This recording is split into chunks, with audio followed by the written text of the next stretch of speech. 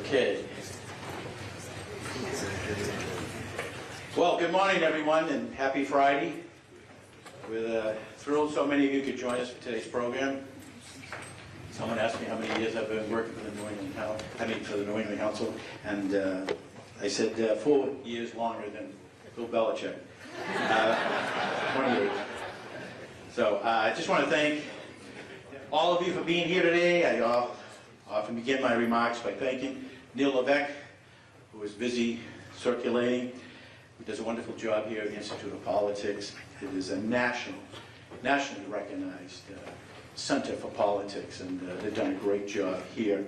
And it would not be possible without the support of the president of this magnificent college here at Saint Anselm. So that's President Forbes, who's here. I want to thank him.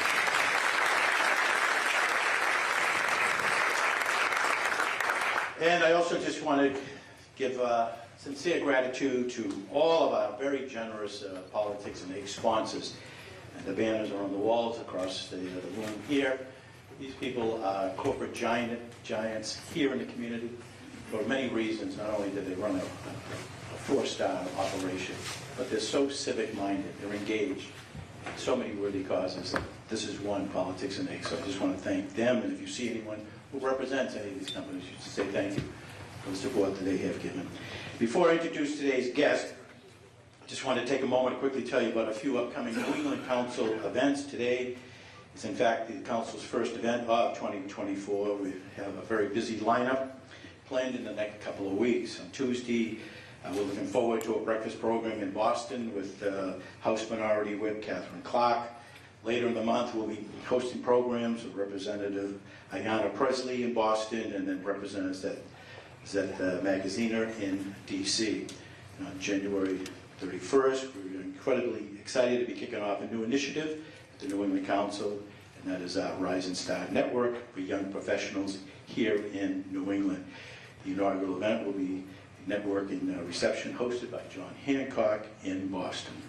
You can find more information and register for any of these events on our website, newenglandcouncil.com, or you can pull up our event calendar using the QR code at your table.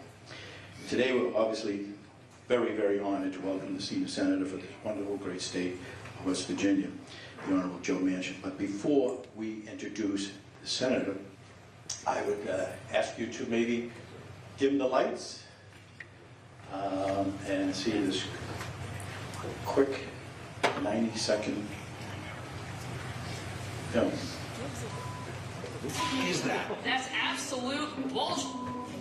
Moderate seems to be the dirtiest one. In Washington, anyway. It feels like moderate is not a stance, it's just an attitude toward life of like...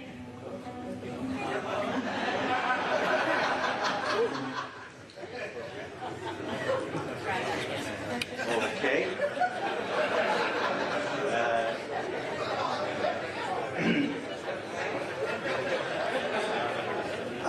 I would like to just acknowledge the presence of the former governor of the Commonwealth of Massachusetts, Bill Weld, is here. Thank him. And we have so many other elected officials, and you know who you are. And they came from all parts of New England to be here to hear the senator speak.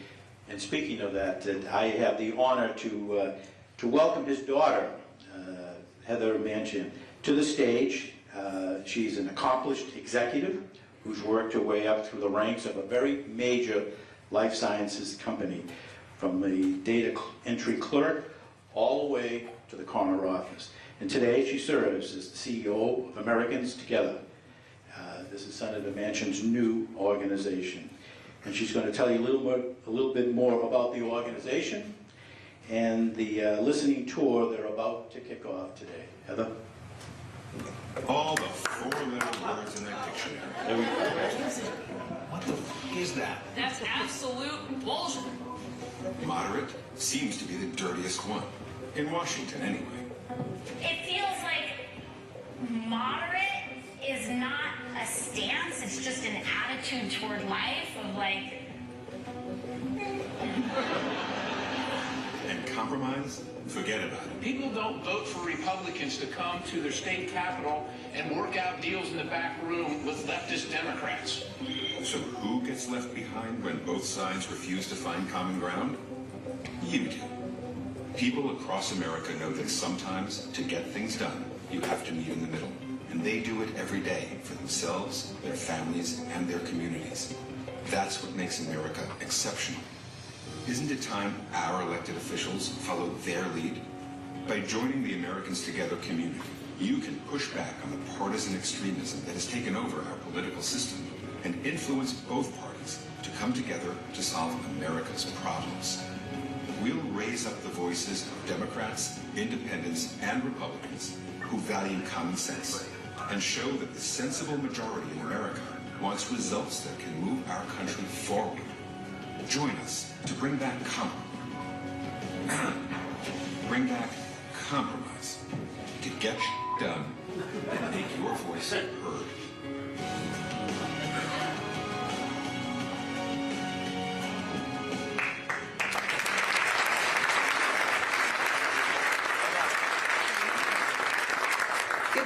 Good morning, and thank you. And thank you, Saint Anselm, for providing a forum where compromise is not a four-letter word. I know that we know that's how life happens, work happens, family happens, community happens, is with compromise. So Americans Together is a newly formed organization to build and give a home to the common sense majority. It is and should be the home base for American politics. And I think we all know that our country, the toxic polarization has pulled each party to the extremes, and we believe that not only does the common sense majority deserve a voice, but a seat at the table.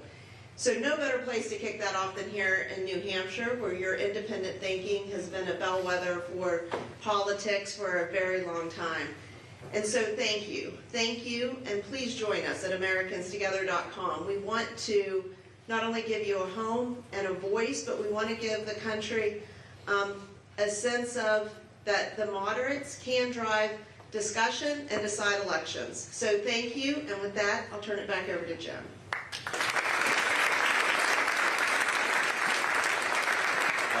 Thank you, Heather.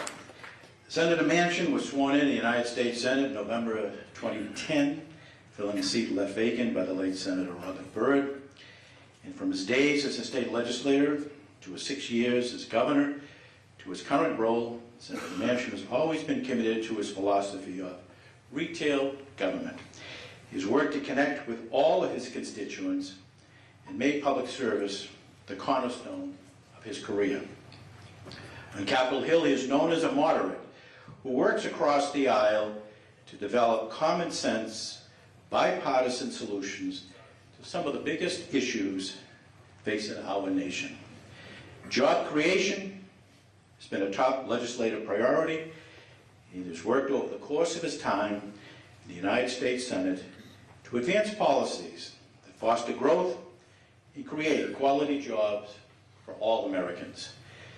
In both Wheeling and Washington, he's been a voice for fiscal responsibility, and he has worked to find common sense ways to cut spending while continuing to protect the most vulnerable members of our communities. In November, he announced that he would not seek re-election in 2024.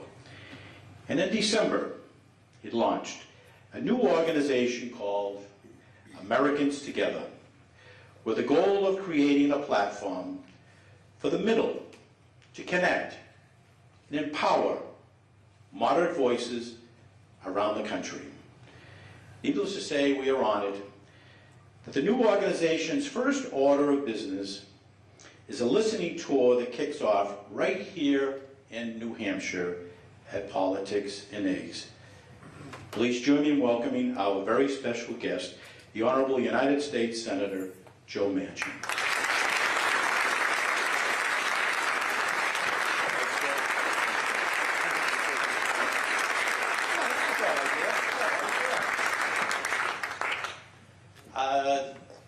Senator made a good suggestion when we start off, but Pledge of Allegiance to the flag of the United States. I pledge allegiance to the flag of the United States of America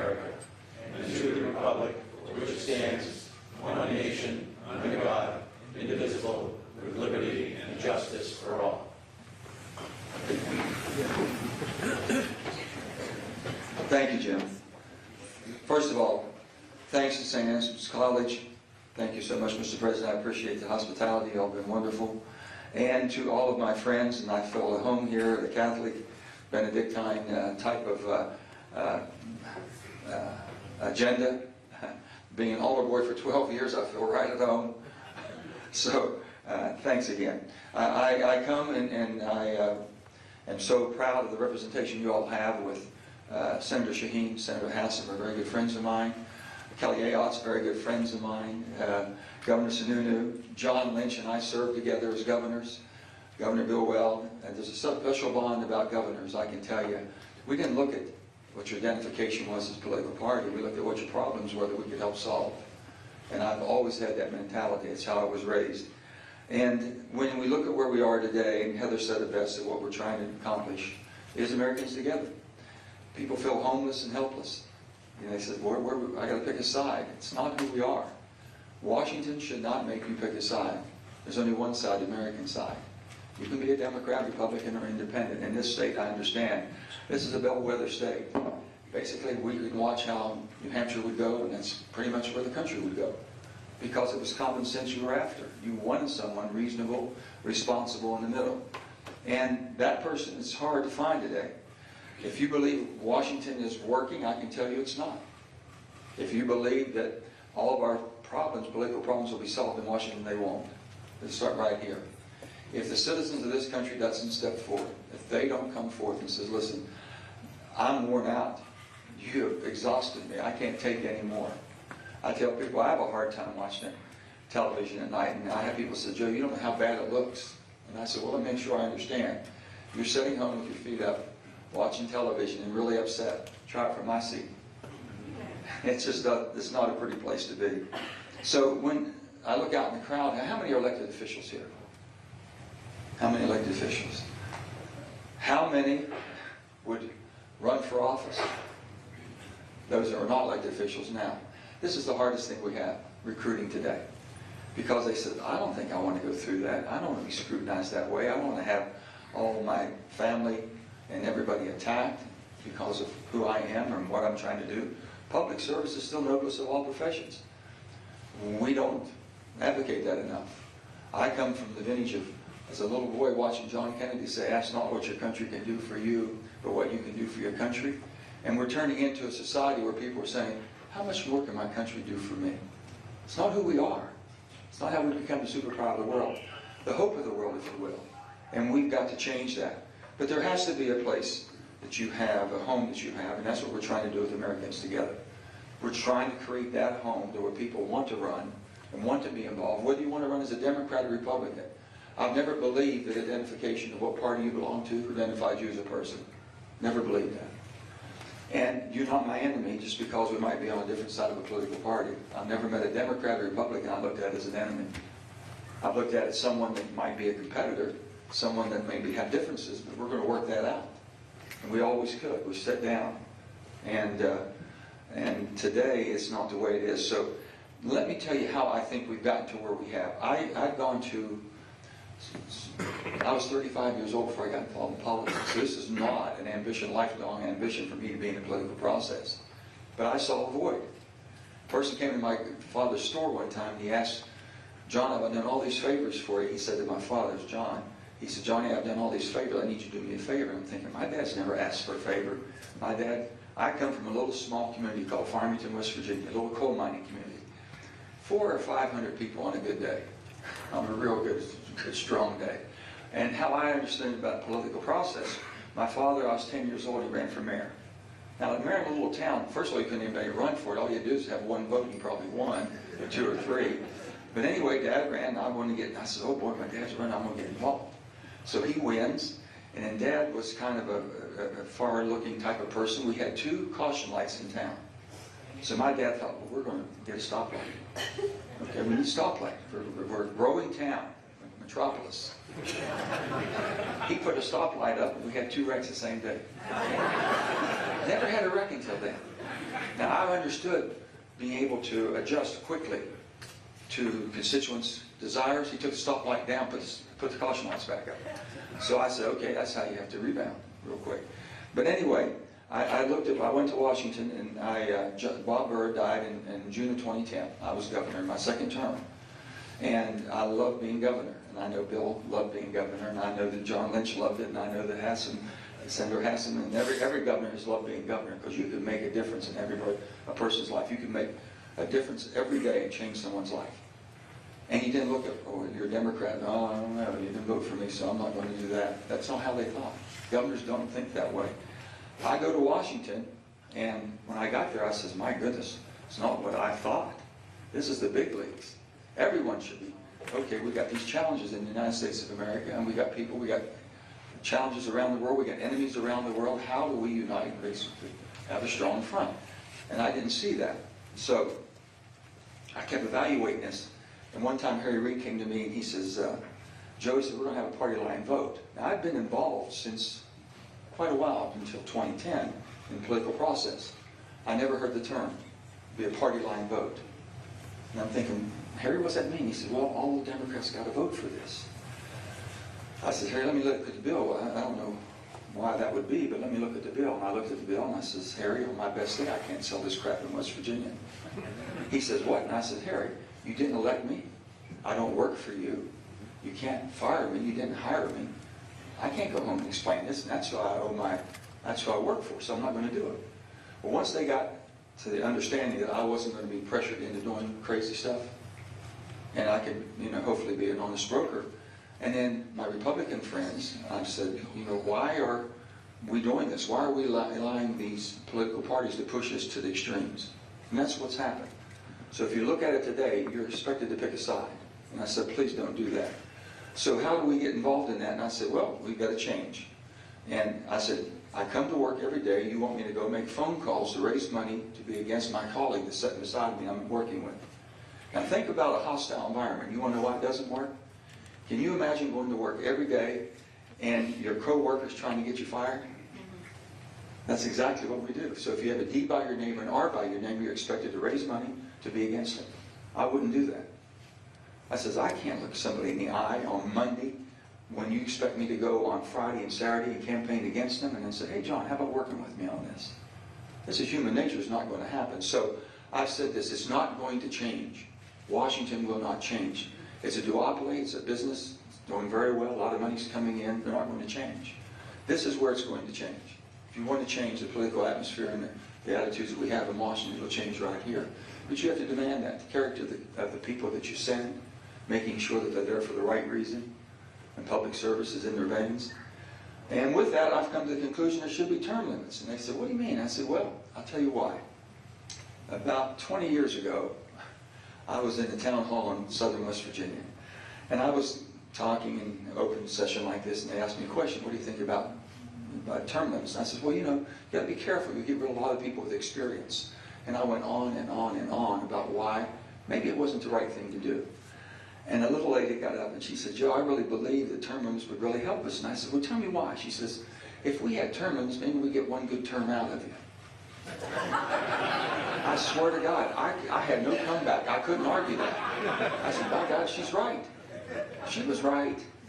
So I thought about it and I said, maybe it would, because I can tell you, to get one good term out of us would be great.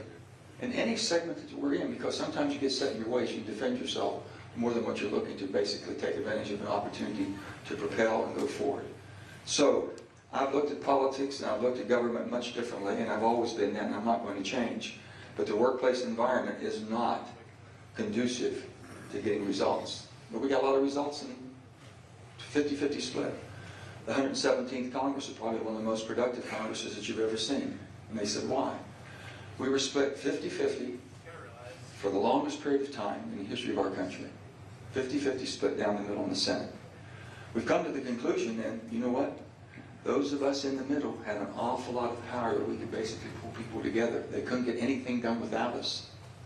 So then that's where the bipartisan group started taking over and leading us into things. Bipartisan infrastructure bill, CHIPS Act, Science and CHIPS Act, all the different energy acts that we've done. And I know we have some of our fellow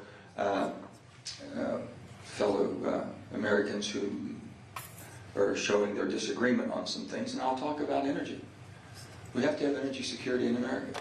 We didn't have that. We're producing more energy today than ever before. No one will believe it because the administration doesn't talk about it. We did a piece of legislation called the Inflation Reduction Act, the IRA. You hear so much about this and that, and depending on what side is good, is bad, is whatever. That bill was designed to be an energy security bill, and the administration doesn't talk about energy security. They talk about, environment. We're responsible for our environment, all of us. But you better have the horsepower to run the greatest economy in the greatest country in the world. And we have that now. We're producing that. But we're also investing more in clean technology than ever before. So the groups that might be protesting are not looking at what we have done and what we have a chance to do. Realizing you have to do what you have to do today and do it better than it's ever been done before, but invest in the technology you want for the future. So we're doing both. But you don't hear that. So people say, well, why are we not getting our points across? I don't know. Are you afraid to say that we're producing more gas and oil and nuclear and doing things that we need to do to run the country better than we've ever run it before? Stabilize the world, if you will, in world markets. But on the other hand, we're investing more than ever, and there's more technology coming to us and more investments to our country. And that's why it hasn't collapsed. The economy's doing well. Things are still going better. All the procrastinators have said, no, this is not going to happen. It's going to have a recession. Everyone's hoping for a recession. My God, I don't know why you want to hope for something like that. We have the ability with this great economy of ours to really make things happen. So where does it come down to? I think the character of a candidate, the character of people that want to serve. You are and I am who we are because of how we were raised, where we were raised, and who raised us. I've never forgotten that, and I've never made a decision that I can't think, can I go back home in my little town of Farmington and explain this? If I can't look those people in the eye, and I've said in my little state, here we are in New Hampshire, live free or die. West Virginia, mountaineers are always free. We both have the same desires. Our motto is all about freedom, democracy. It's what we want, it's what we cherish. And I've said back home, and I think the same is right here in New Hampshire, people can shake your hand, look in your eye, and see your soul. You can't BS it. That's all they got. Their gut instinct is all they have. And that's what we are about, and that's who we are as a country. So, Americans together, how do we get back? How do we give you a chance to believe there's something that you might have an area to cohese around? And that's what Americans Together is about. It's nothing catchy at all. It's pretty straightforward. Are we going to stand up and basically fight back to get this great country of ours back on track? Do you have to run from the extreme right and left? Do you have to be my enemy? Can't you be my colleague? Can't you help me solve the problems that we both identified? That's all we're asking for. And you have to get up here and just demagogue people. I can't do that. And the hatred is spewing out. It's not anymore. I always said this. I've been competitive all my life, and I've been in sports. And Nick Saban, I'll tell you, Nick and I grew up together. I'm 4 years older than him, but we grew up together. He was in one coal camp, and I'm in the other. And I knew him since he was 4 years old. And he stepped out. He was competitive. But I know him.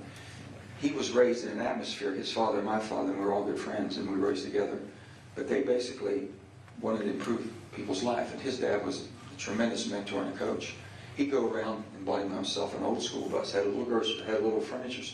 We had the furniture store, and my grandfather had a grocery store, and he had a little filling station, golf filling station. And his dad would go around all the little coal camps and pick all the kids up and start a Pop Warner team. They called it the Black Diamonds because of coal.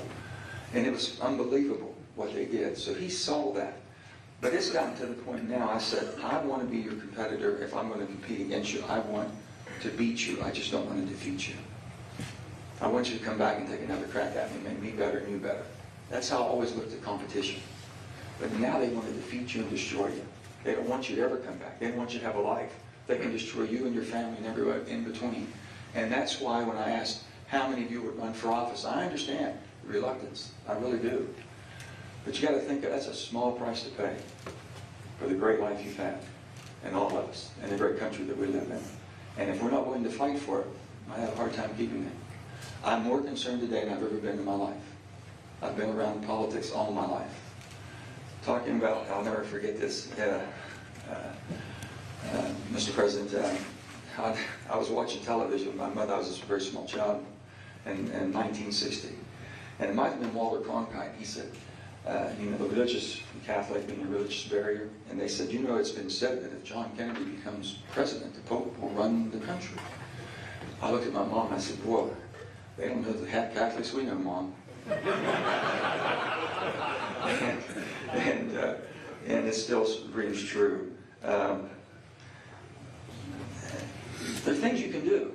You all have about 349,000 people in this wonderful state of New Hampshire that are independents, registered independents. You have a tremendous opportunity to make a big, big difference as far as what's going to happen, what may happen, very quickly, and make a decision. I understand there's about 100,000, usually, historically, 100,000 New Hampshireans that are independent, that don't really vote in primaries. And that might be where the battleground is right now. I wish that the Democrat primary was still here. I wish that there was an active going after it. I think it's always been a very good thing. And it's always been a state that I've watched very critically. I got a very good indication of what was going to happen when I saw what came out in New Hampshire. But that's not to be. But still yet, people getting involved. Why aren't they involved? I get people saying, no, I don't want to go vote. I got nobody to vote for.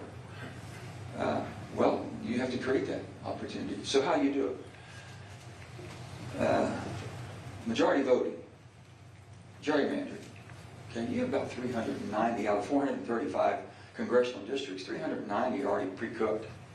Donald Duck could be running as a D in a Democrat gerrymandered district, and Donald Duck will win. Mickey Mouse could be running in a Republican, and he'll win. That's just the way it is. And that's not how we are. And that's not who we are. So how do you change that? If you can't change that, the easiest thing to change is how you do your primaries. Majority vote. You get more people involved. People thought they didn't have a chance, didn't have a political machine behind them, didn't have money behind them or support. But they could really make a difference. Can make a difference. Truly can. I've had some of my colleagues, a very dear colleague of mine is Lisa Murkowski. If it wasn't for that type of ranked choice voting or majority voting, she'd have never been elected. And you lose a Susan Collins and you lose a Lisa Murkowski, you've lost a tremendous bipartisan effort that they always engaged in. And so many good people. So these are the things that I think that can be done and should be done. And I'm hoping that we take all of this serious. Talking about the serious things we have, if you ask me, the greatest concern I have is crisis at the border. We have 2 wars going on right now. We must support Ukraine. You see I wear a pin for Ukraine in the United States. And I believe that it's the best investment that the United States has ever made when you have an aggression from a country that doesn't have our values, such as Russia. And here's a country that's willing to fight and die for their values and beliefs. And all we have to do is support them. And if not, we'll be drawn into a war. I can assure you if we're not, because they'll move on to the Baltics and to all the neighboring allies that we have. And then we are drawn into that. And what we see going on in the Middle East right now, last night there was an attack on the Houthis, which I think was deserved. I think we should attack, and it should hit hard. They're out there basically shooting and doing harm to our military, and we're going to stand by and take it no. So I appreciate that in return. We'll see what happens, but we've got to. When you see what happened on October the 7th, which is just unbelievable to see that in today's world, and the type of viciousness and horrific things that have gone on. It's just unbelievable. So, but the border, I can tell you, is the most serious I've ever seen in my life. It's a crisis. I don't care who you are and what you believe. I've been there. I talked to all of the representatives in Congress and the Senate that represent the border. And I'm talking north and south border, not just one. But right now, the southern border is the greatest challenge that we have. That has got to be taken care of. It does. And I would hope that the President will do what he has to do if Congress doesn't do what it needs to do. I would pray that happens very quickly. And we'll just see where that goes. But we'll find out next week. We were told before we left for Christmas, well, I was prepared to stay there all the way through Christmas, not to leave until we fix that border. And support for Ukraine and support for Israel and all the other humanitarian needs that we have. But that didn't happen. We were told that we'd go home and we'd come back and we'd be right there and take care of that pronto. We didn't do it last week. We have another week coming up. Can't go on another week. We've got to get involved. So the securing our border is, if you can't take care of your own borders, you can't help people take care of theirs. And that's where we are. And I think it's a great concern that people have. The easiest vote in Washington and the easiest vote in any political arena is no. You can vote no 90% of the time, and have a job for life. No one puts you in a position wrong. Why'd you? There's always someone who agree. It's the perfect. It's not. It wasn't perfect enough, so I couldn't support it. How many times do we hear that? Just, I can find something wrong with everything, and I can give you a reason why I didn't support certain things if I'm looking for that. If I give you a no vote, the majority of the time, I'm not the right person in the political process, because I'm not looking for a yes vote. How do I move forward?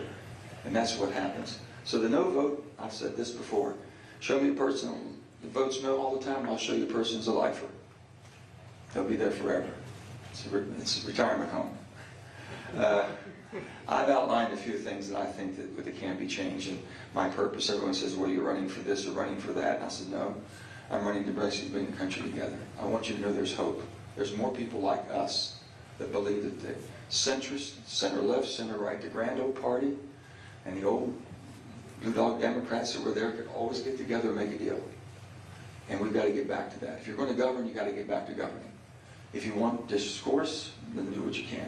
If you can't change Washington the way it is now, which I don't think we can because of the enormous amounts of money that are supporting the duopoly of the Democrat-Republican Party, but if you want to find the middle, they can't win without you. Think about this. Nobody can win up here unless they get the independent vote. Nobody can win unless they get the center-left and center-right. They can't do it. The extremes cannot do that, but they believe it's what we call the tail wagging the dog is what's happening. And that's got to change. So with that, I'm happy to open up to any questions you might want. Jim, however you want to do it. I want to thank you all. I really enjoy and appreciate being here.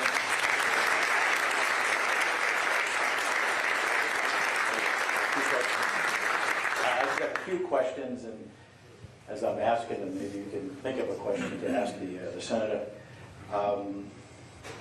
You've indicated that there's no such thing as a Democratic solution or a Republican solution. Do you ever think of becoming an independent? Well, I am. Jim, you're talking about my like a Angus King or a Bernie Sanders, and that way you could be really independent and say, depending on the issue, I'm going here, and another issue might be on the other side, but you are a Democrat. I've never been accused of West my Virginia. party affiliation hold me back from doing what I thought was right. So if I thought that my identification as a party affiliate would change who I am and how I would act, then that's not being genuine where I come from. So I've thought about that. If it makes people feel better, I'm the most independent Democrat you've ever met in your life. You're probably the most independent Republicans, and we're all friends and we can get along. So if the identification identifies who you are as a person is going to change who you are, then maybe you're in the wrong profession. What are your thoughts on the Secretary of State here in northern New England and Maine, and the Secretary of State in Colorado removing the name of the former president from the ballot? That's a hard one. If you think that's going to change the outcome or change his support, it hasn't done that. If anything, it's emboldened to a certain extent. I think the people make those decisions. When you have a person who believes that the rule of law is for you and not for me, when you have a person that believes that basically the only fair election, the one I win, it's not who we are. It's just not who we are. So people make their own decisions on that, but it's going to have to be, they don't want to force it on even the court system. Now, with that being said, the rule of law pertains to all of us. If you commit a crime, you've got to pay the time. And if that happens, then that's different. But it's not the court system that materializes. So would you suggest or recommend to other Secretary of States, this is a gift to the former president by blocking him from the ballot? Or would you say it's up to individual states, let them do what they want? I'll give you an example of what went on. Basically, the first impeachment, I thought it was absolutely, impeachment trials, I've sat through a few. Impeachment trials are truly political trials. Nothing good comes out of a political trial. And what basically, former President Trump was emboldened by the first one, saying it was a political trial, and he got more support. What we should have done is censored him. He deserved to be at least censored for what he had done, his actions with, at that time, President Zelensky and brand new president of Ukraine. We didn't know who and the stature of this president. And so you can look at, if you can't learn from the mistakes you made in hindsight, you're going to continue to be now. I don't think that would be wise. Your name has been floated so many times on the no labels campaign, and you haven't ruled it out. But they really haven't decided yet even to weigh in on this year. Isn't time ticking away that they got to make a decision soon whether they're going to participate or not? I think basically you have to see the outcome of the primary when we end up with the two categories. If you're handicapping it right now, you would say that it'll be Donald Trump or Joe Biden. That might change it. There's still some time to let it change. So I think by Super Tuesday, you would know. First of all, no labels. Let me just explain. My involvement in no labels is this. In 2010, I would leave a job that I loved and go to something I think I can really be productive and comfortable in, and I see it's going to be a real challenge. So I'm looking for a venue that we can sit down and gather and talk as Americans, and that was the only one I found. I went to the first meeting, I think, in December or January of 2010, 2011, and found out there was a group of senators and Congress people that had been involved, people I've heard about all my life, that were looking to bring the country back together. It appealed to me, and I've been involved ever since. John Huntsman and I were up here before. We were the first chair and co-chair, Democrat and Republican. I still believe that the cause is worthy of trying to find that middle and give you a venue. Americans together have basically stepped forward. We're completely different and not connected in any way, shape, or form. And I wish them the best, whatever. They're trying to provide a vehicle, if needed, for an alternative, for an option. And that won't be decided. Yeah. Okay, I'm sorry. I didn't think this thing worked that well. That's what anyway, that. Yeah, okay. Anyway, that's did you hear my answer? Yeah. Okay, I'll talk a little louder now. Anyway, yeah, I still anybody that's trying to move things to the middle, count me in. And you have my vote all the time. I'm there. If you have a problem, you want to sit down, don't call me unless you want to fix it. I'm not going to sit there and cajole with you very long because I want to fix things. So, kind of go ahead. Do you think that Senator Lieberman is leading the effort? I think he's the Yeah. co-director. Joe's a great guy. Yeah. Good Do you friend. think that Senator Lieberman should reach out to former Governor Christie and say, come on in, we'd like to talk to you? Well, let me make very clear. Chris Christie's a dear friend of mine. Him and Mary Pat and Gail and I go way back to we were governors. And I think Bill knows that. There's a special bond for governors. John Lynch and I know that. We served together. So we all. John's the one that explained to me the New Hampshire politics. He said, Joe, we have 400 people. And is it 400? And you have 24 in the Senate. And I'm thinking, John, how in the hell do you deal with 400? He says, it's not easy. He said, but everyone's involved. And I says, that's democracy. I understand that. I like that. But governors, we never did. Up until 2009, the Obamacare at that time kind of started dividing us, pick a side. And I could see that. And I was head of the NGA at that time, National Government Association. Up until that time, Jim, you could go into an NGA conference and you couldn't tell who a Democrat and Republican was sitting because we always had to be paired up. And man, it was just wonderful to sit down and for Mitt Romney, I found out about his health care program in Massachusetts. I didn't have the economy to do what he did, but I could tweak it a little bit. Jeb Bush, my buddy down in Florida, on education. My wife was totally immersed in education, and we were able to take some of his ideas, and we shared it. And in the crisis we had with mining disasters, we shared with my friend John Huntsman, and then Mitch Daniels, and all of us working together, and Evan Bayh and a whole group. We're losing that moderate middle because they just said enough's enough or we're timing out, one of the two. But that's what I'm trying to reinvigorate that. So Americans Together is going to say, here is your vehicle, here is your tool to move forward. We're going to help you everywhere we can. We don't care whether you're Democrat, Independent, Republican, you want to move things forward, you want to work together and unite people, come to us. Former Governor Larry Hogan announced yesterday that he's going to step back from the no labels. Is that a setback? I don't know, Larry. I know Larry. Larry's a good man. We've done a lot of things together. And when it comes for the bipartisan infrastructure bill, identifying all the problems and all the things that we've let deferred maintenance for years and years and years in the country let go by. And we thought there was something we could be done. We pulled that bill out of the BBB and did that separately. that had some challenges, but we got through that.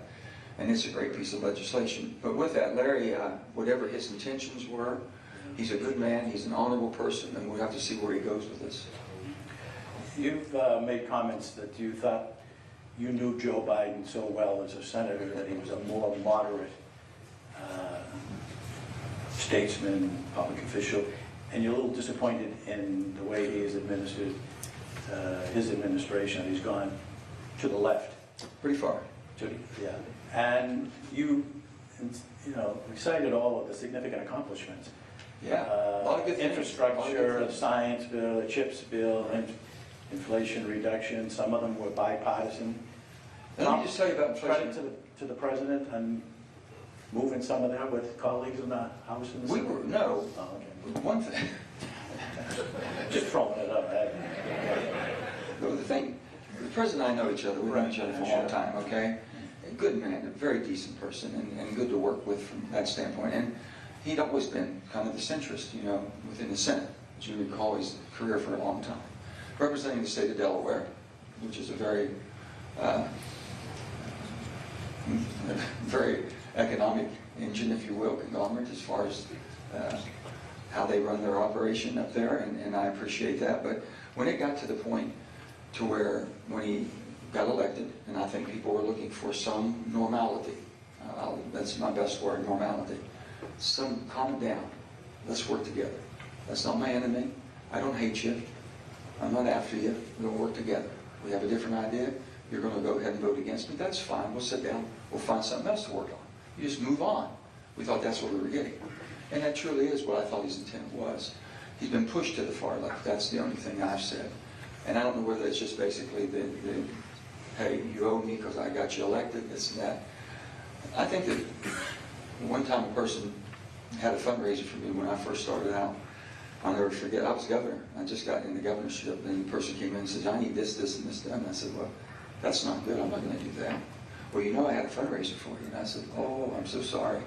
I thought you were investing in good government. I didn't know you were investing for yourself. So I found out how much the fundraiser, I gave them all the money back. And that stopped everything. Once you stop that, you can stop it. And this is what people are expecting. But I would love to see President Biden move back to where he came from, where we thought he was. That's what I'd love to see. And that centrist type of man, that's what the country wants. I really believe that. And with that being said, I think that it would be more stapler, if you would. And so when I get a chance to speak out, I do. I talk about it. Candid. What about, you mentioned it already, President Biden probably will be the nominee in the Democratic side. Donald Trump will be the nominee in the Republican side. That's the case. What do you do in November when you go to the voting booth? That's a difficult question right there, depending on what we have, that what you're surmising is that it is what it looks to be. And then you have to make a decision. The character of that candidate, whether you agree or disagree, whether you support or haven't supported, whether you're in the same political party or not. The people that are just telling me, I'm going to vote for the Democrat because I'm a Democrat, I'm going to vote for Republican no matter who it is, that's bullcrap. Vote for the person. Vote for the best person that should be leading this country.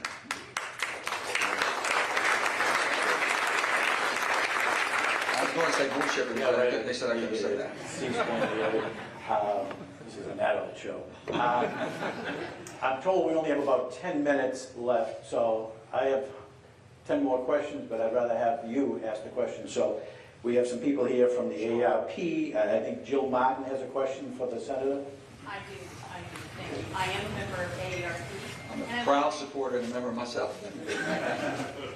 I want to thank you, Senator, for your work on lowering prescription drug prices, including achieving the important legislation that secured Medicare price negotiation authority. And that covers a lot of high price. Insulin, also High 55. dosage, right. Medications now hopefully will be expanded in the future. I know that helps residents in your state, certainly helps residents in our state and around the country. But can I ask what else you see as actions that politicians, both and policymakers on the federal and the state level, can take to further reduce the cost of prescription drugs? Well, transparency is the biggest thing. Transparency, but we had, so you'll know, I wrote into the bill total across the board negotiations on Medicare. That had to be negotiated down. Now I could have said, oh no, I can't do that. We got to do it all or nothing. But we got some very significant drugs that are able to be negotiated, reduce the price. I could have said, no, that's not good enough. But I had to take some movement forward rather than stopping it. Now let's go further. The best, if we would allow the Veterans Administration, the VA, to basically negotiate for all Medicare and Medicaid, be the best thing to happen to the country. They're the best. They don't have to go through any middlemen. They don't play all the games. They have the lowest prices in prescription, our veterans. But no, it's just the way the system's set up, and we're trying to get to that. To me, that would be the perfect solution. But if not, we have to expand that. The $35 in insulin, that's all in the Inflation Reduction Act. Okay? Now, I can tell you, my Republican friends could not vote for the bill the way it was presented as reconciliation, but we'll talk. It's kind of the inside ballgame. That means it was about party line only. But they were involved in every part of what we put in that bill because I wrote the bill with my staff, so I know it. And the thing I've been upset about the administration is they're trying to implement a bill they didn't pass. You hear a lot, Manchin is attacking back and we're fighting them. I'm basically saying, just follow the law. The bill is very clear. And we try to get all the things you've talked about. We're going to continue to expand because I think people are benefiting by that very much. Maybe one more question. I'd love to take them all. Well, you only have so much. Go ahead, Carolyn, and then the gentleman on the side. Go ahead, Carolyn O'Connor. There's a mic right here. Thank you for your time, Senator. Carolyn O'Connor with Liberty Utilities. So you mentioned a Democrat and Republican extremes, and so here we are at the New England Council event. Right. Can regionalism work in Washington? Does it work in Washington? Well, yeah, I mean, I look at, all the different parts of the country, and every part is different. No different in your family. Someone asked my father one time, he said, John, he said, I want this, this, and this, and that. I said, let me ask you something. Do you treat all your children the same? Do you think they all have the same capacity and capabilities? Don't you have to give some a little bit of nudge in the morning? Don't you have the other ones you have to catch them and pull them back? And, everybody's different. So our part of the country, you have to be able to look at the regions of how we operate and allow you to do all you can to be who you are. That's the bottom line. And let me just say this to you. Government was never intended to be your provider. If you're believing someone's saying, I can provide, no, they're not. They can't. They weren't intended to. It wasn't designed. They're designed to be your partner with the empathy to take care of those who can't participate in that. So I've always told people, when you ask me, whether you're Democrat or you're Republican, I don't know what I am, I can tell you this. I'm fiscally responsible and socially compassionate. And I think most Americans fall in that category. Fiscally responsible and socially compassionate is the way you run your life. You wouldn't be sitting here if you didn't. You really wouldn't. So how do we get that type of mentality? People come to me when I was governor, they said, dude, I said, listen, no, what are you going to do for yourself? What are you going to do for yourself? I can only help you so far. First, one time, my dad had a little furniture store, and they said, hey, Johnny, can you give me some time on this? Carry me, so I couldn't make a payment. He said, sure, no problem. He'd help people. And finally, the guy came in and said, Johnny, can I have a little bit more time? He said, hey, Jimmy, your mama only carried you for 9 months. And I never forgot that. You don't even carry a person so long. And so with that, I'm thinking, okay, how do we do this? You all have, let you go. That horse is ready to run, let her go. And this regionalism right now, sometimes you're held back because of this all-inclusive type of approach we take. Other questions? The gentleman in the rear. Just identify yourself. Yeah, thanks. Thank you, Senator. Roger Stevenson, recently retired, Stratton, New Hampshire. Thanks for coming to New Hampshire. Thanks, Roger. I'm an independent. I poll Republican ballots and Democratic ballots. And I appreciate a lot of what you said. But one thing you did say is you would, at one point, wage an unrelenting fight against the Biden administration's efforts to implement the IRA as a radical climate agenda. Can you explain how New Hampshire communities that are vulnerable to increasing, damaging flooding, such as Hampton this week, Dover, Portsmouth, as well as low-income and underserved communities all along U.S. Our most vulnerable coasts can reduce and respond to climate impacts without the IRA. Sure. Well, let me just tell you this. The IRA is probably the most, I think, most prolific piece of legislation we've ever had as far as moving both agendas. And the climate, as I said before, we're all responsible for the climate, and I take it very seriously. The world is using, and it's called global climate, not New Hampshire climate, not West Virginia climate, or United States climate, it's global. You look at what's happening in the world, we've been decreasing, and we can do it more than any other country. I have always said you cannot eliminate your way to a cleaner climate. You can innovate it if you want the world to follow. But there's my friends on the far left who believe they can eliminate it. Stop using this, stop using that, and stop using it. That's not going to happen. 90% of all pollution will come from one continent, Asia, in the next 10 years. So if we don't show them a way to do it better. So what we did with the not the bipartisan, but the Inflation Reduction Act, which was truly input from Republicans for over 5 years, I worked on that. We put that bill into the reconciliation, but we passed it. What it does, we're investing in the resources we need now for having the horsepower to run our country and stabilize the world. But also, we've done more for investments in clean technology, carbonless technology, to bring that to the forefront. We have never matured some of these different types of processes. Hydrogen can be a tremendous horsepower, but also very clean. We just never spent any money. It's been around forever. Wind and solar by itself won't do it. It's a tremendous supplement. But we need more battery storage. We're basically, a lot of technology is going into. We've had more money invested in the United States of America over the last 2 years than ever before. And what I said, I'm going to fight them for a radical change. They're trying to implement something that was never there. First of all, to have a manufacturing base of EV batteries here in America. Right now, we're totally reliant on China. I said, I'm old enough to remember standing in line in 1974 to buy gas to go to work. I'm not going to stand in line waiting for a battery from China. So if you want to go to EV, then make sure that you can promote the transportation and basically supply it from reliable North America, American, and all free trade agreements, so we're not held captive. That's what I'm saying. They're cutting things down because they're putting a political agenda ahead of the bill. I said, that's not the bill we passed. You didn't pass your bill. We passed the bill that we wrote. And they know that. So I've been taking them to court to hold their feet to the fire. I had $690, let me give you a perfect example. That is about a $690 billion bill. Have you ever heard this administration or anyone else talk about $239 billion went to pay down debt?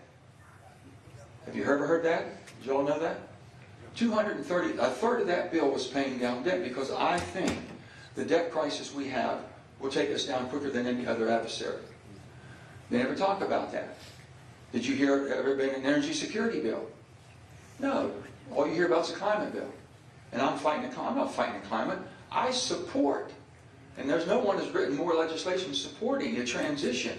I'm just not reckless enough to say I can just discard this, that you need to run the country on a day-to-day basis, and go to something you have aspirations for. We might get you there, but we're not going to basically leave anybody behind. That's the difference in how we approached it. And I cannot figure out why they won't embrace it. We're producing more energy. I know people don't want to hear this. 37 trillion cubic feet of gas this year. 4.7 billion gallons of oil, barrels of oil. 4.7 billion. We've stabilized. Now, the 4 billion has been cut out. If it wasn't for what America's doing right now, I can't tell you what the cost of energy would be. Because 4 billion has been taken off. Saudi's taken 2 billion off. And with the Russian market, it's taken 2 off. It's ridiculous. But we're trying everything we can to hold it down. And if it wasn't for that piece of legislation, I don't know where inflation would be. I don't know where any of this would be. They said, why'd you call it the Inflation Reduction Act? And I said, well, when we passed the bill, it was 9% inflation. I said, it's 3.4, 3.1. I think we did okay on that. So what else am I going to call it? We're producing more.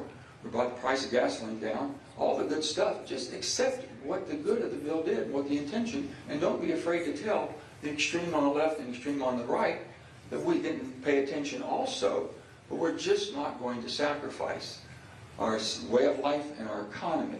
And if you're going to be the superpower of the world, you better have some super decisions you have to make on how we run this place.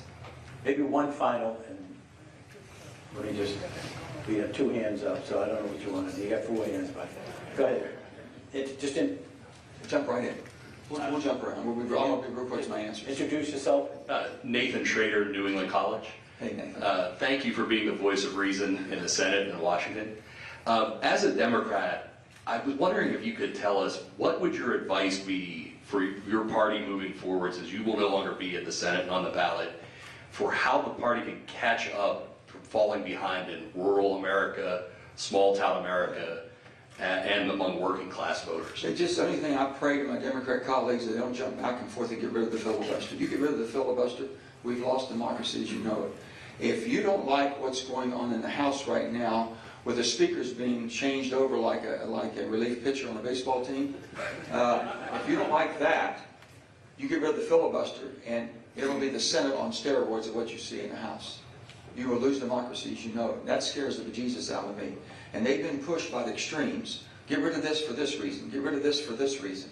No, we have that, so you'll sit down and talk. Because I can tell you, if you do something in a bipartisan way, it's lasting. You do something strictly on party lines, the next time you get a chance and it switches over, you get rid of it immediately. And that's why we are the country we are. That's why the rest of the world looks to the United States. We've had some stability. And if we're losing that, and we're losing that in the eyes of our allies, and they say, well, I don't know if we can trust the Americans anymore. Yeah, you can. We haven't forgotten who we are, and we won't let you forget who we are either, but it scares me. It really does. So that's all. Don't lose who we are, basically, and what the purpose of. I think there was... Go ahead. Yes, sir. Just hold it out, not here. Go ahead. Yeah. Quick question. If I can, Jim, Rick Yes. Sweeney from the great Commonwealth of Massachusetts. Great. You know, we have a tradition where we've had moderate Republican governors, and, you know, we're known as a blue state. We know how this kind of message, which is very refreshing, can function at a grassroots level. I guess my question again is how you and your organization can carry this into the presidential election if, as Jim Brett noted, it looks like we may be headed. Well, this is not the short game. Yeah. Rick, this is not the short game. This is the long game. The long game is if we don't start now, if it has an impact or not, I don't know. We're going to find out. But it's not the short game. You know, people ask me all the time, how do you take the pressure? How do you take the pressure? I don't feel pressure, and I'll tell you why. I never had to adjust my answer every time I talked to a different crowd. I knew who I was, I knew what I believed, and I'm able to say, hey, this is who I am. If I make a mistake, I'm sorry. I'll apologize, I'll admit I made a mistake, and I can fix it. You know, Cicero said, to err is human. You're expected to make mistakes. Just don't make them intentionally. Don't make Gentlemen have the ball cap Yes, right. on. Yeah. I think the gentleman's saying to you. Go ahead, sir. Yes, sir. Here's the mic. Senator Manchin, Yes. as a West Virginian for 40 years myself, Hi, and Dan. Grant Stater for 4, we'll say welcome. Thank you. Glad to see you here. I want to go back to the first question that the President asked about you possibly switching to independent. And Well, I am an independent. I can switch independent. I can be an independent R, an independent I, whatever, independent D, whatever you like. well, I just want to say for the record, I don't know if you recall, but your first term in the West Virginia House of Delegates, I was a journalism intern. Oh, my goodness. And we worked together in getting daily reports out, but you would call into the radio station. And I can tell you... I was looking for any type of advertisement I could get back then. But you came from a long line of West Virginia Democrats, and I want to just say for the record, Joe Manchin's politics have not changed. He is the same West Virginia Democrat he has been since his first term in the West Virginia House of Delegates. And so now he's considered a moderate or even a conservative Democrat, but he's the same Democrat he's always been. Having said that, and I'm not a Democrat, but I feel bad for the Democrats in New Hampshire who aren't getting fair choice. Gotcha. If a bunch of Democrats, how would you feel if a bunch of Democrats in New Hampshire wrote in Joe, not Biden, but wrote in Joe Manchin? I cannot prevent whatever you want to do. Would that inspire you possibly? Would that inspire you possibly to consider trying that in other states? Again, I'm not here campaigning. I'm here basically concerned about my country the same as you are. So whatever, I've said this, I have a burning desire to save the country, whatever it takes. I lay on the track, I do whatever you want me to do. But I'm more concerned about my 10 grandchildren, your grandchildren, and future generations than I have ever been. And I mean that. So whatever the Lord leads me or whatever life takes me, I'm willing to do, but I'm going to give everything I have to save the country. Because I think we're on the collision course, and if not, we're going to have discourses you've never seen before. Lawlessness is going on right now. You know, if you do the crime, you got to pay the time. Not anymore. You can do grab and smash and steal and right. Let me tell you, in West Virginia, you smash and grab, somebody's going to smash and grab you. And I think New Hampshire's probably the same way. Let me say one thing if I can, real quick. Yeah. Why are most of, your political identification, if you're Democrat or Republican, I can relate to me. I can relate, I'm a Democrat. My grandfather, I assume, because my state, I'm understanding my history, my state was mostly Republican up until the Great Depression. And then FDR comes along, and I know my grandfather, being the most loyal human being and a hard worker, had to have some loyalty to saying, this guy gave me a chance to survive and take care of 5 children, my dad being the oldest. I don't know, I mean, that's who, and then I was raised in a family that I didn't know very many Republicans, as people, or even people would claim they were Republican in West Virginia back in those days. So all I saw was people that were hardworking, held you accountable, and made you responsible for your actions. That's all I ever saw. And the most compassion, my grandmother was a one-woman social worker. There was no social services. We lived by between, I said I was a privileged child, and they said, it must have been a big neighborhood. I lived between the creek and the tracks. Must have been a fancy home, 3-room garage apartment. I said, my introduction to sex education, every time my mom got pregnant, we got a bunk bed. So if I saw the bunk bed coming in before my mom went to the hospital, I said, Janet, my older sister, she's 3 years, I said, Janet, I think something's going on. It's just the way we were raised. So I said, I was a privileged child, and they said, why? And I said, I had unconditional love. There was never a day in my life that I didn't have someone, no matter how bad I messed up, love me. And that's just not that. So I'm a product of who I am. Whether, you know, and the people that like it or don't, they draw their conclusions, then fine. But I can tell you, it was rooted in goodness. People that wanted to do something good and help people. Papa would always tell me, one time I wanted to get out of work, I was always the one in the store, had to work in the grocery store, and on my 9, 10, I started at 9 years of age, but everybody who had to work, and they were all going swimming and this and that, and I said, hey, Pop, can I get off? No, couldn't get off. So I knew he loved football. And I said one time, my grandfather was about 5'6", a little Titan guy, about 5'6", strong as a horse, and he was cutting on the butcher block, and I said, I know I can get him today. I said, hey, Pop, I want to get off and go lift weights so I can get strong and play football, because he loved football. He never even looked up. He says, honey, show me a man that lifts dumbbells, and I'll show you a dumbbell. He says, you want to get strong, get back in that warehouse and do that. I never asked to get off again in my life. Well, with that, we want to thank you. We got to really get to your we got to really get to your politics and everything. Thank you. Y'all been great. Thank you. No, you've been great.